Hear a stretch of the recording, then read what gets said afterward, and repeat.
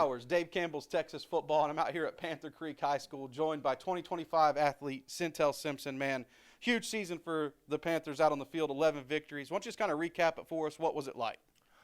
This season was definitely a fun season. We got closer with all the guys on the team, and us being closer with all the guys on our team led us to get multiple victories on the field.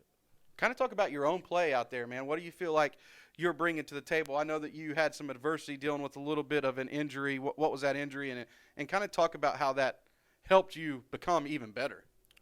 So at the beginning of the season, I was a pretty rough-nosed, shifty, downhill running back. And up until the third game, I say, I broke my hand against Emerson. Would have been a different game if I was in there. Then I went to DB for a couple games and really got my tackles, stats up on defense. Then I had to come back to offense after I got my cast off and everything. So I think it was a really difficult season for me having to deal with that. I had never got injured before, so. Frustrating whenever you have that injury.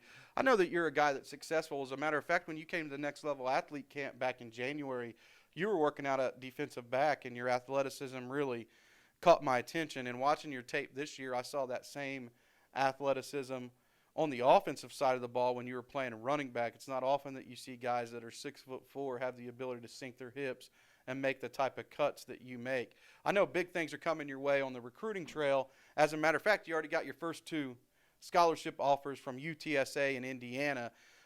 Who was the first offer, and what was that day like for you and your family whenever all that went down? The first offer was UTSA. I was sitting right here in this very room.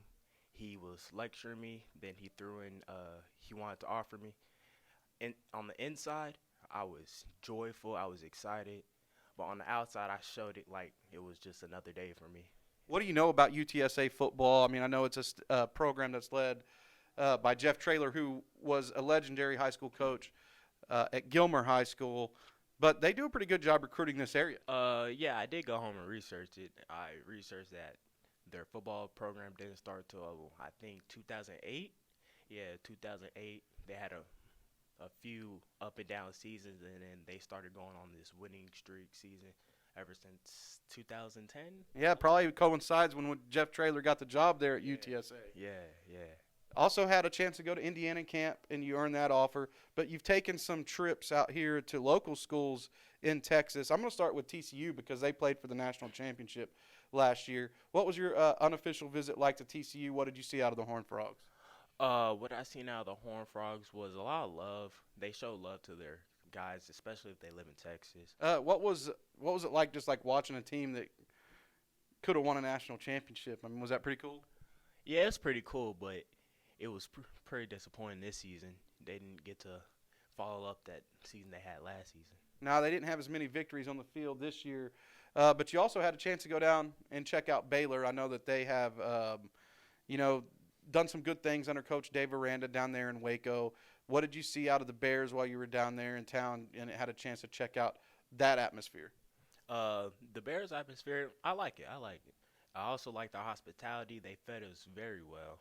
Had some banana pudding, some collard greens, some mac and cheese.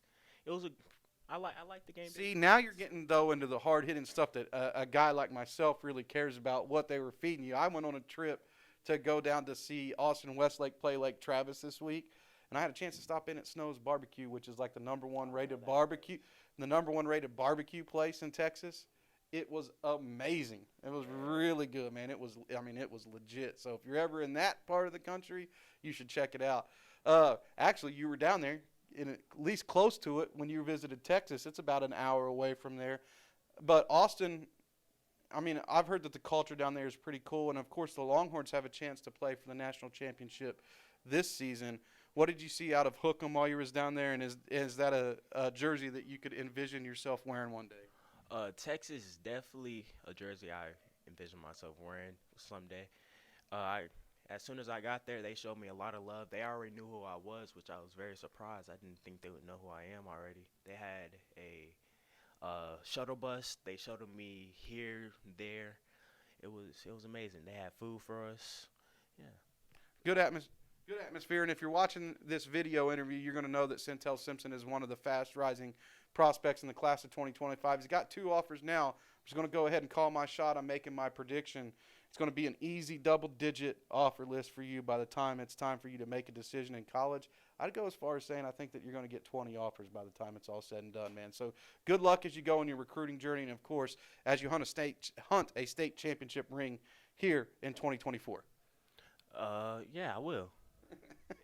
That's Sentel Simpson, man. Thanks for the time, and good luck as you go through it. Thank you. You too.